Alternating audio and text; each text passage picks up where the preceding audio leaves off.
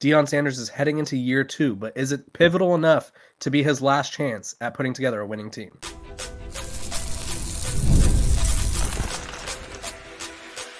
You are Locked On Buffs, your daily podcast on the Colorado Buffaloes, part of the Locked On Podcast Network, your team every day. What is up, everybody? This is Locked On Buffs, brought to you by the Locked On Podcast Network, and also brought to you by our sponsors over at Game Time. Download the Game Time app, create an account, and use code LOCKEDONCollege for $20 off your first purchase. Terms apply.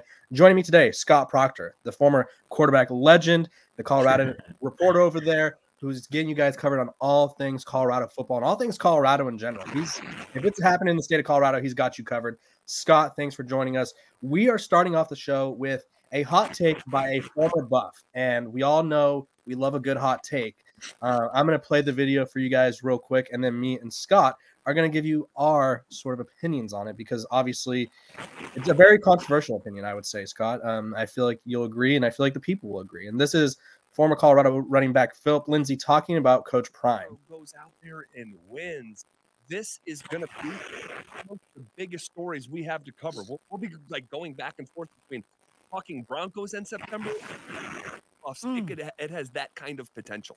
Yeah, it's right in front of Coach Prime. There's an opportunity right here, and this may be his last opportunity to have this much attention. Definitely. But man, if he strikes gold on this opportunity this year with the players that he has in here, okay, his son being a first-round draft pick, Travis Hunter, okay, being a first-round draft pick, it can be very special. But it's not going to come down to those players. Right. It's going to come down to the coaching. The coaching. I couldn't agree with you more. I could not agree more. Full cosign for me.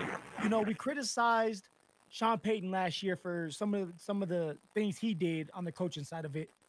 And there should have been a lot of criticism for Coach Prime and what he brought to the table as a coach in certain situations. 100%. That has to get better. Yeah. And then it's the unknown of your offensive and defensive coordinators. Are they the right fits for the job? Okay, so we got the gist of it there, basically, because it goes on for about another minute, and he talks about just the pressure that's on the coordinators and stuff. What is the thing that stands out to you the most about that? I think obviously the last chance thing. What do you think of this being his last chance? Yeah, I don't know if I agree with that. I do agree that there's going to be a lot of onus on this coaching staff to get the most out of this very, very talented and new look roster here in 2024. But, you know, to get to the crux of really what, you know, Phillip said there in terms of this probably being, you know, Deion's Coach Prime's last chance of, you know, fielding a really good team. I just don't agree with that sentiment really at all. I do obviously agree that it's a golden opportunity, obviously, now with Deion Sanders, one of the top quarterbacks in the 2025 draft, his last college football season, having Travis Hunter, again, another surefire first-round pick in next year's draft, having those two guys, and obviously if you want to throw in Shiloh in there as well, having those three guys, you know, kind of be, you know, stalwarts of this kind of, you know, lineup. Sure, you can look at that as, you know, kind of a golden opportunity this year, but last chance, I just don't buy that. And the biggest reason why I don't buy that is because of Julian Lewis, you know, the top, you know, depending on which recruiting site you look at, arguably the top quarterback in the 2025 class, reclassified from the class of 2026. He's obviously currently committed to USC, but he's going to be back on campus in Boulder at the University of Colorado next weekend, the weekend of June 21st, for what I believe will be his third visit to Colorado to see Coach Prime and his staff. So that's a huge deal, and that really can't be understated. Obviously, I think in the past, Julian had said that he wants to, you know, kind of shut down his commitment this summer by the end of June, and he's kind of backed off that, which kind of tells you that he's really, you know, kind of mulling over this decision and, you know, thinking about all his options. And I think Coach Prime and the Buffs are right at the top of those list of options. I recently spoke to On3's national recruiting analyst, Phillip Dukes, who's really close with Juju's father, T.C. Lewis, and T.C. Lewis and Coach Prime are very close. And, you know, Dukes tells me that Coach Prime and Julian's father talk about more than just football. They have a real, you know, kind of close friendship, and that could just be the turning point that gets Juju to flip, you know, from USC to Colorado. And again, he's seen what Coach Prime has been able to do with Shedeur, both as a father and as a coach, you know, being able to, you know, kind of build him up for this moment, you know, him being, again, as I mentioned, probably the top quarterback in next year's draft. You know, Juju and his father, they see that. They see what Coach Prime was able to do and what, they likely would be able to do. And again, Juju will be able to come in next year, start right away, which a lot of other programs won't be able to give him that opportunity. So again, if Coach Prime is able to do to what many people think is the unthinkable and land Julian Lewis, flip him from USC, then the expectations will be just as high, if not even higher next year, even without Shedeur, Travis, again, because, a lot of transfers have been brought in, but a lot of those transfers have 2 and 3 and even more years of eligibility. So there's a lot of youth, a lot of talented youth on this roster that could be paired, with Julian Lewis. This program could be on the up and up. Yeah, I think the notion that it's his last chance is it's weird because when Deion Sanders wants to be in the spotlight, he will be in the spotlight. Like, that's not a knock on him. He is just that famous to where people want to watch what he does. People care about what he does, whether it's 100%. Fishing or rapping, like back in the day when he used to drop music. People care about what Deion Sanders does. And so for someone to say it's his last chance to sort of be relevant, that's just not going to happen. Now, if they said this could be, maybe if it was worded differently, like this is his last chance to really prove that the transfer portal method works, I'd be like, okay, I could see that. But the relevance thing, not going away. And honestly, I think if this roster doesn't get to a bowl game, I imagine there's going to be a lot of self-reflection in Boulder anyway, because obviously they have one of the best quarterbacks in the country. They have one of the best receiving cores in the country. They have Travis Hunter. The defense line is way better. The offensive line is way better. Like, if there is no bowl game in sight for this team, I think that's more of a just overall indictment on the whole situation. I think you could touch on that as well, Scott, because if they don't make a bowl game, it doesn't matter if they're popular or not, because at that point it's like, okay, we have to scrap what we're doing. 100%. Yeah, I think I think if they don't make a bowl game this year, if they finish with 5 or fewer wins, I think it would be safe to say that this experiment probably hasn't worked, because again, if you mentioned 2 years with Shedeur, 2 years with Travis Hunter, and you still weren't able to at least get to 6 wins, I think at that point, it would probably, even Coach Prime would probably have to take a look back and be like, maybe this ain't what I thought it was going to be. And again, I don't envision that happening. I expect this team to surely at minimum win 6 games and get to a bowl game. And I think there's room for even greater things than that, but again, I think there's a lot at stake this season for sure. But again, to say it's his last chance at, relevance or success, I just don't buy that at all. Yeah, and I the one thing I did agree with, and I think you said you agreed with it too, was the pressure on the coordinators, and which there is some pressure, because Pat Shurmur, the Oregon State game, he kind of called him out of that game. If you guys remember, he was trying to push the envelope with halftime, like literally seconds away, and they ended up having to punt with like a minute left, and Oregon State charges down the field, scores a touchdown. Next thing you know, you're down 2 touchdowns by the time the second half starts. He also just, there wasn't many changes for him to make. Like, I'll give him that. Like, the Sean Lewis system was fully ingrained in that team. The offensive line was still terrible. So there weren't many changes he can make, but he had some issues with time management, which also goes back on Coach Prime. And then Robert Livingston is a first-year play caller, which is going to be interesting nonetheless, because obviously I think, I don't want to say it didn't work out with Charles Kelly, but I do think it was like a mutual, like, we both are deciding to part ways, and I think that's okay. But there's a lot of pressure, because it's like he has a much better unit than what Charles Kelly had. And so if it doesn't work with either of these guys, you're going to have to look at them and be like, okay, you have the talent. Like, what is the issue? And obviously that's easier said than done, but that's kind of like my mindset heading into this season.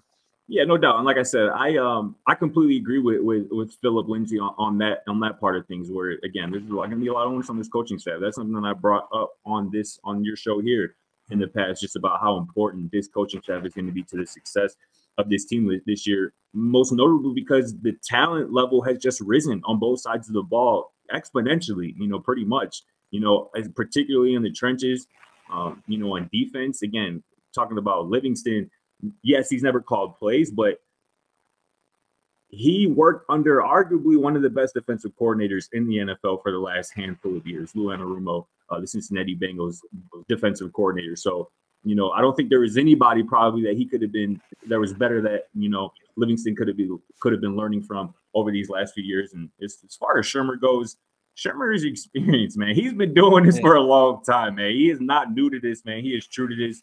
Obviously, it remains to be seen if he can get the best out of this group, but Shador loves him, and I think that's honestly half the battle.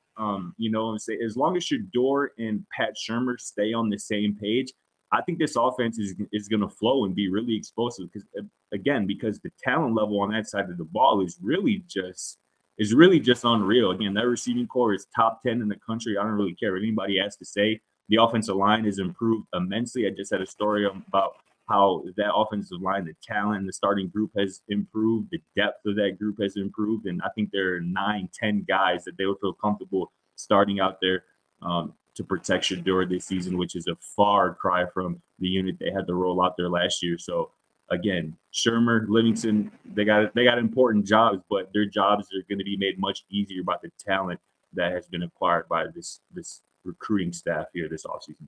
Yeah, they gave them the pieces. Now they just have to put the puzzle together. Easier said than done, but these are the guys that can do it, I think. Robert Livingston, like you said, ton of experience. Pat Shurmur, also a ton of experience. Let's just see how it works out, comes together.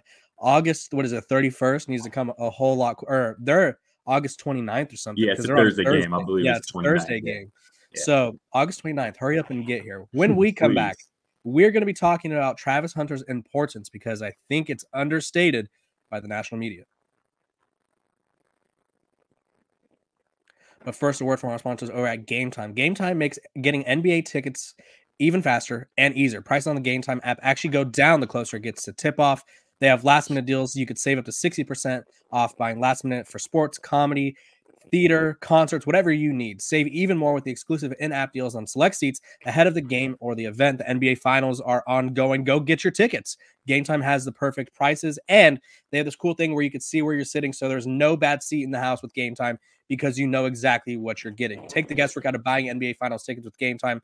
Download the Game Time app, create an account, and use code LOCKEDONCollege for $20 off your first purchase. Terms apply. Again, create an account and redeem code LOCKEDONCollege. That's LOCKEDONCOLLEGE for $20 off your first purchase. Download Game Time today. Last minute tickets, lowest price guaranteed. Okay, Scott, we were talking about Travis Hunter's importance. It's probably understated around the country because I think everyone focuses on how good he is, which is not a bad thing because we all know he's really good.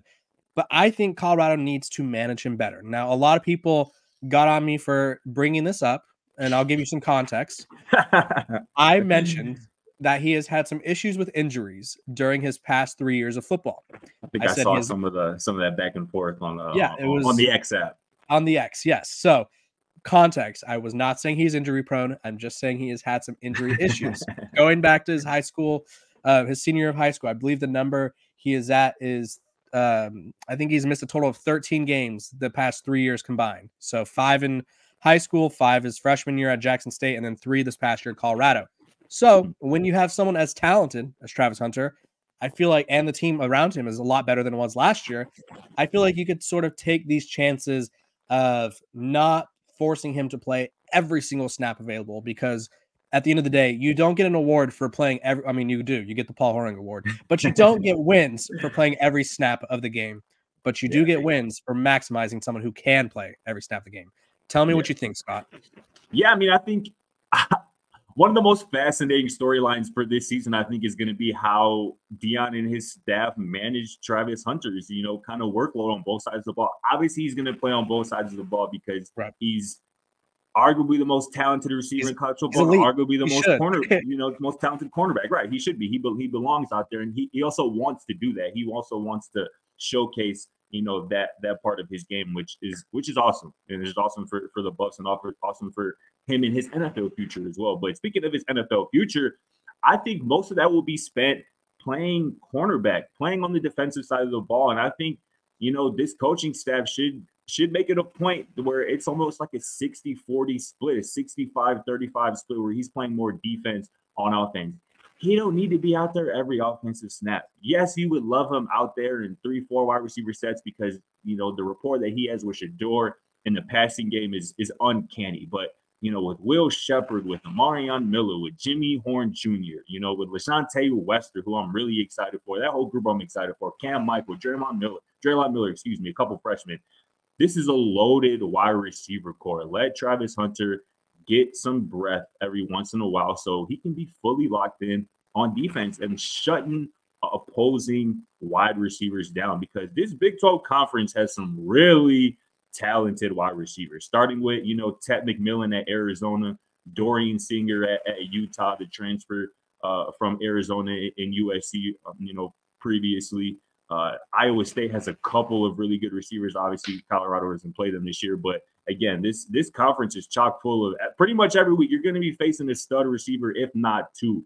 So, Travis, again, he's going to be taxed with clamping, opposing team's best wide receiver, whether it be in the slot or in the perimeter, and he has to be a reason why Colorado has one of the best secondaries in the Big 12, if not in the big conference, because I think you're going to have a top half of the conference pass rush with guys like BJ Green, Deion Hayes, Samuel Colombo, some of those interior guys that they've added as well, Rand Buell from Ohio. I think they're going to have a top half of the conference pass rush at worst. So if you compare that with an elite secondary, that's going to be scary. That's going to give offenses real, fits and problems throughout the Big 12 schedule. So again, Travis Hunter going to play both sides of the ball. He's going to catch 50 passes, going to have at least, 600-700 yards, a few touchdowns. He's going to make some highlight plays because that's what he does. But his focus, this coaching staff's focus for where he's going to be used this season should be on defense. And I think they'll make the right decision, on that tip.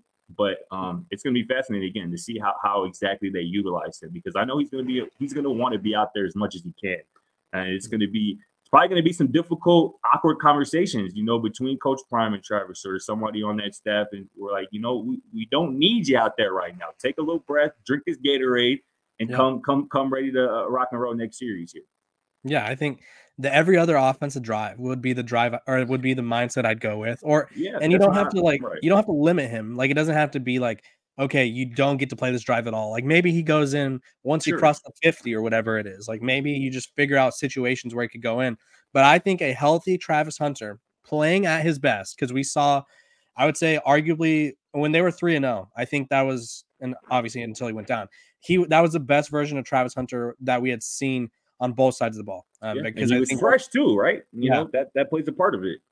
Because he was making plays against TCU. He had the diving interception, which I still don't understand like how he made, because it was like a crazy read plus a crazy catch, and he's diving all over the place, and then he's making 100%. Diving catches on offense and making plays after the catch. And so a healthy Travis Hunter is probably worth 2 to 3 wins just alone, just off of plays that he will make. And so why would you not want to make sure that Travis Hunter is fresh, healthy, ready to go? Like you said, awkward conversations are probably coming. It's not any indictment on Travis Hunter. It's not us saying that we don't think he could do it. It's just, we don't think he should have to do it.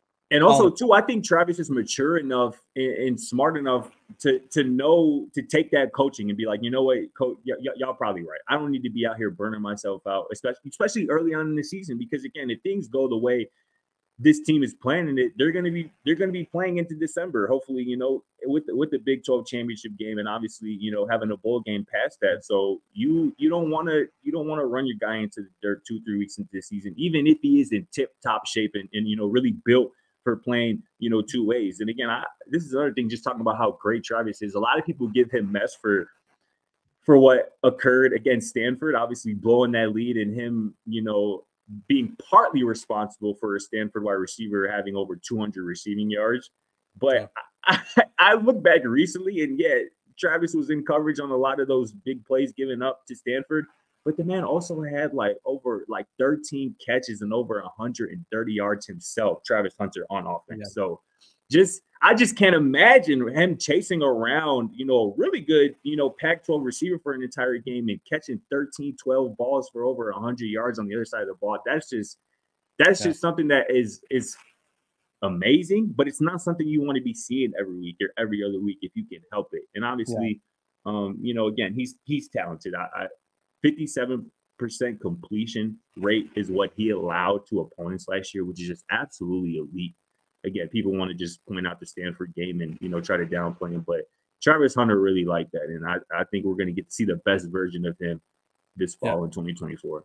Yeah, to touch on the Stanford game, just because I was so crazy, I don't think anyone was stopping that man. I think you could have a prime Darrelle Revis out there, and he was not stopping Alec Iomanner, because Alec Iomanner was just he was doing everything. He was the man possessed that game. He was possessed to like flip a switch on his career. Like he literally that game changed him. Not to like go on a Stanford tangent, but that game changed him, and he's now viewed as like a top 10 receiver in college football because from that moment forward, that one game, from that moment forward, he like just popped off. And so I think going up against Travis Hunter, who obviously the number one player in the country and elite corner and all that, I think that just boosted his confidence. And so that kind of shows how good Travis Hunter is, to where I don't want to say he's making other people's careers, because that's not the case, but he's like, people are like, oh shoot, if I could do it against Travis Hunter, I could do it against anyone. Exactly. And that's an underrated part of this team, this Colorado team, because they're that talented, loaded receiving core that I was just talking about. They're seeing Travis Hunter across from them in practice every day. So again, if you win a route,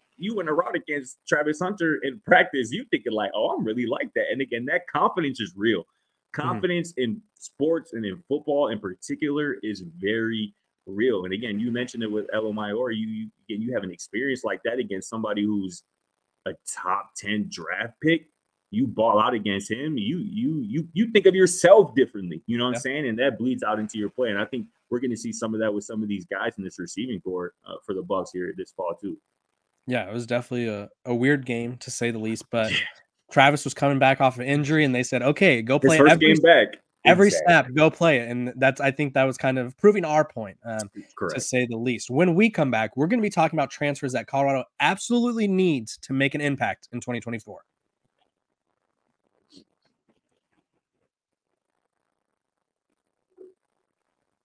Welcome back to Locked On Buffs. Appreciate you guys for tuning in every single day, making us your first listen of the day. We're free and available wherever you get your podcasts. Who doesn't love free things? We all do. Scott, we're talking about Colorado's transfer portal class. Not ranked as high as last year's. Last year's was number 1 off of pure quantity, I think, looking back now. This year, it's around number 8, it's top 10. But they addressed everything. They have the offensive line. They have the defensive line. They added receivers that I don't think they needed receivers, but they added them anyway. And now they're even more elite. They got secondary. So give me one guy. We'll go guy for guy right here, or band for band, if you will. Band for band. Shout out to Baby Central C. We'll talk about, for sure. We'll talk about why they need to make an impact next year. So give me your first guy who's like, if this guy doesn't make an impact, it is all bad. Oh, that's a good question, because I got a lot of guys in mind, man. I guess we'll start on the offensive side of the ball. And I'm gonna go with Tyler Johnson, a guard from Houston. He was the Cougars starting guard the last couple of seasons. He was 24/7 Sports number 5 ranked interior offensive lineman in the transfer portal. He recently made On3's all transfer portal team. So needless to say, he's going to be needed to obviously fortify that front line at the guard spot. Again, I have done my starting projections, back in January and again in March, April, following kind of spring ball. And I had Tyler Johnson originally in my January as a starter at guard, but after spring, it appeared like Tyler Brown, obviously the former Jackson State transfer who had to sit out last year due to the 2-time transfer. It looks like he was his starter along with obviously Justin Mayers, the UTEP transfer at guard. It looked like those were the 2 starting guards. Obviously, kind of leaving Tyler Johnson as kind of like a 6th man, if you will. But he's going to have to, whether he starts or whether he's again, like that 6th man, he's going to have to be a big reason why this offensive line is improved, why the protection for Shador is improved. So Tyler Johnson is obviously a talented dude. He's an experienced dude. He's really highly ranked by Pro Football Focus. But again, I think that just speaks to the fact that he's not a penciled-in surefire starter, just speaks to how improved this offensive line group is. But again, either way, whether it be a left guard, right guard, 6th man, Tyler Johnson, along with some of those guys along the offensive line, they're going to have to be huge and help Shador stay upright this season. Yeah, I'm going to go on the opposite side of the line. I'm going to go to the defensive line. They need a pass rusher. They need him bad. They need BJ Green to 100%. Not only perform how he did last year, but build off of that. Like there needs to be like another level he reached. He was a second team All Pac-12 type of player. But I just look at this group of quarterbacks that they're going to be playing. They have Dylan Raiola. Obviously, he's a freshman, but he's a 5-star number 1 quarterback in the country. Play. Yeah, they have Baylor, Daquan Finn, who's a Toledo transfer. He could do a little bit of everything. KJ Jefferson at UCF is – I think KJ Jefferson at UCF has kind of been compared to like a poor man's Cam Newton. And he is a big guy that could throw. He could run. And he is going to be tough to stop. Yeah, Avery Johnson at Kansas State. Noah Fafita at Arizona. There's just so many guys in this Big 12 where it's like, if you don't bring them down, they will torch your secondary regardless of how good the coverage is. And so when you were a team like Colorado who had a, we'll say, less than average pass rush last year, there's a lot of problems wrong with this defense, and the pass rush was one of them. If you were a team like that and you get someone who had 6 sacks, you need him to not only get that number again, but you need him to elevate that number and also elevate the people around him. No doubt about it. I completely agree. I think BJ Green is one of the guys I'm most looking forward to watching this season. Again, just a talented dude, an experienced guy who's played a lot of football in the Pac-12 over the last couple of years. He actually leads, let me make sure I get this right, he has the most career quarterback pressures among active Power 5 players at 107, according to Pro Football Focus, obviously. So he's been, again, he is not new to this. He is true to this. He's been doing this for a few years. And again, BJ Green actually used to be coached, used to play for Deion Sanders as a youth back in Atlanta back in the day. So these two have a really good rapport and good relationship with each other. BJ Green's going to be fired up to play for the Buffs this season. And again, I agree. I think he's got to get 8 sacks. I think he's a legitimate candidate to lead, I think, the Big 12 in sacks this year. And the Buffs are going to need it. With a couple of those guys, again, Okunlola, Deion Hayes as well can be thrown into that mix in terms of pass rushers. You're going to have to make an impact. But BJ Green is probably, the biggest from that edge room. Yeah, for sure. And I think he has that star potential. And it doesn't hurt to have a star across the defensive line. Okay, give me another person who it's like, if this guy does not have an impact, this season may be going off the rails or something crazy.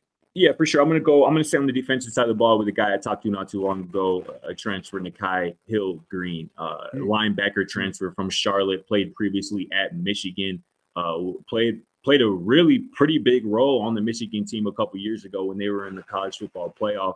And again, he's going to be a day one starter for the Buffs this year at linebacker at that second level. And he is a real leader. You know what I'm saying? And obviously he can play, he can run sideline to sideline. He can get to the quarterback. He can force fumbles and turnovers or whatnot. But this is a real vocal leader that I think was needed, on this defense. Not that Levante Bentley or Trevor Woods, aren't that. But I think, again, just bringing in another experienced guy who has played a lot of football, again, played at Michigan, led Charlotte last year in solo tackles.